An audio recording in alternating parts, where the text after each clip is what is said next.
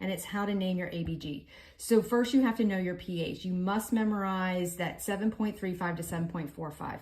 If it is less than 7.35, you have too much acid in your bloodstream. Acid comes in the form of hydrogen ions or also CO2. Those are acid forms. If you have greater than 7.45, you are alkalotic. That is a base. Base is also known as bicarbonate or HCO3. So you must look and memorize these numbers here.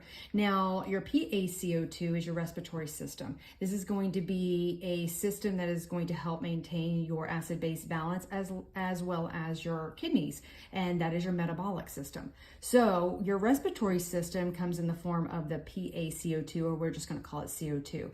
So if it is 35 to 45, again, if you memorize this number is going to be really simple for you to know. So if it's less than 35, you're going to be alkalotic. If it is greater than 45, you're going to be acidotic.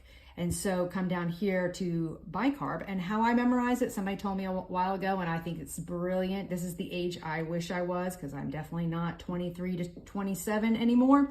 However, this is how I memorize this number right here.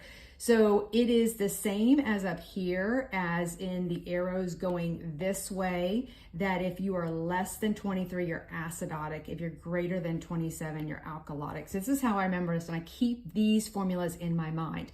Now, when I break down your fully compensated, uncompensated, and partially compensated, this part is going to make a real big difference right here. So when it comes to your main number here, 7.40, that is your baseline number for your pH balance.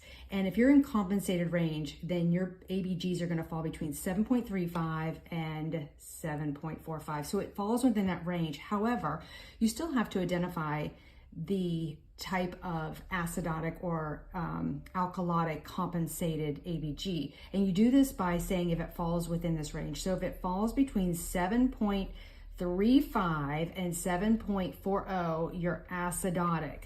If it falls between 7.40 and 7.45, you're alkalotic.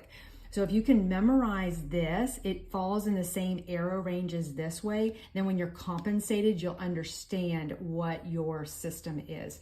Now, in the next section, I'm going to go over how to identify your compensated, uncompensated, and fully compensated ABG.